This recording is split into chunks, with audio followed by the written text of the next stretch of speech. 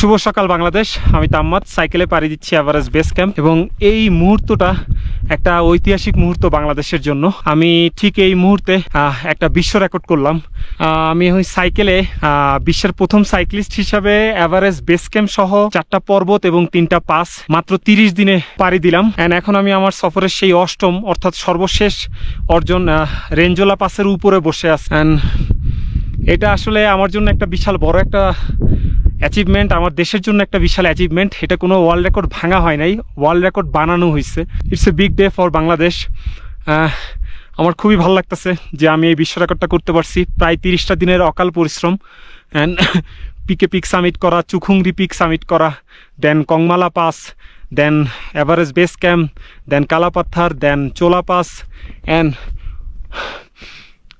গোকিয়রি পর্বত, অ্যান্ড সর্বশেষ রেঞ্জোলা pass 5,500 metre almost.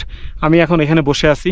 আমার দেশের বর্তমান পরিস্থিতি ভালো না, আমি জানি, মনটা আসলে খারাপ। সো আমার বিশ্বাস যে আমার দেশের মানুষগুলো বুঝবে যে দেশটা আসলে আমাদের সবার, আমাদের পরিচয় একটাই, আমরা বাংলাদেশি। হ্যাঁ, নিজেদের দেশের রক্ষা সুরক্ষা সব কিছু আমাদেরই করতে হবে। সো আমার বিশ্বাস সবাই মিলেমিশে সবসময় কাজ করব। এই যে একটা বাজে সময় যাচ্ছে, এই সময়টা ইনশাল্লাহ খুব তাড়াতাড়ি চলে যাবে, আমরাও পারি। আল্লাহ হাফেজ।